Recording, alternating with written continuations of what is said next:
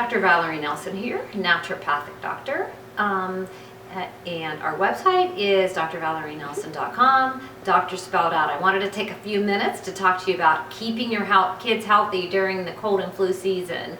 Actually, I often think when clients come into our office, when I'm telling them some little tips about keeping their kids healthy or how to keep them off of antibiotics, pharmaceutical antibiotics during the wintertime, I wish I would have had somebody that would have told me this when my kids were little. My oldest son's like 25 years old, so this is a long time ago. But here are the tips that I tell people. They're not that much different than the adult tips. They just have a little bit of a different flair to them. Depending on the age of the child and depending on whether they can swallow supplements or not, the first go-to with adults and with children is the wellness boosters. I don't know if you can see that well or not. Okay, so the wellness boosters.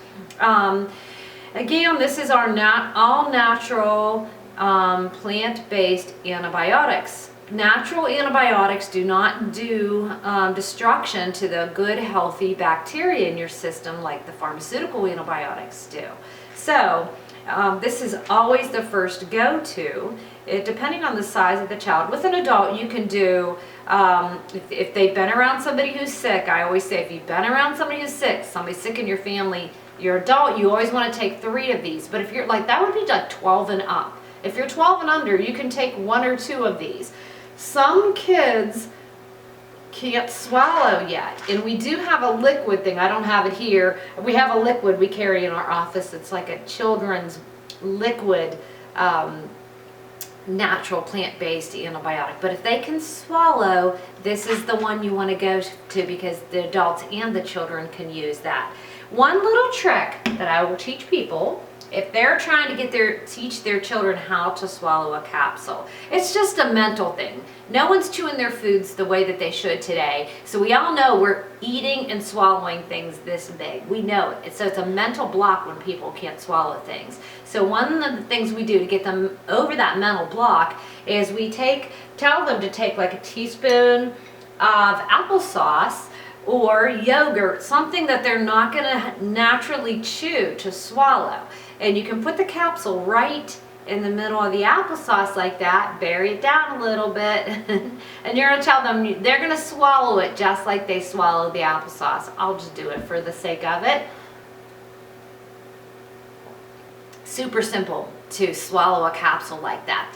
So that's a really easy way you could teach them. Even though Tic Tacs are terrible for you, sometimes if you can teach them how to swallow a Tic Tac or something small like that, or some sort of little small gel cap, but that's a really easy way you will be able to teach people how to take capsules. Okay. Oil of oregano is wonderful to have, especially if somebody's got a stomach issue going on and they can't tolerate stuff. If the kids are really, really little, you just do 1 drop in the bottom of their feet. I would do the wellness boosters or the liquid one that we have, and 1 or 2 drops of oil of oregano in the soles of the feet, and then stick socks on the bottom of their feet. If you can get them to drink some aluminum-free baking soda water, I'm a big fan of that. It has a little bit of a funny taste. Okay, so for but that will help to quickly change the pH. So do all of these things if you can, because no one has time for their kids to be sick. No one wants to be up all night long.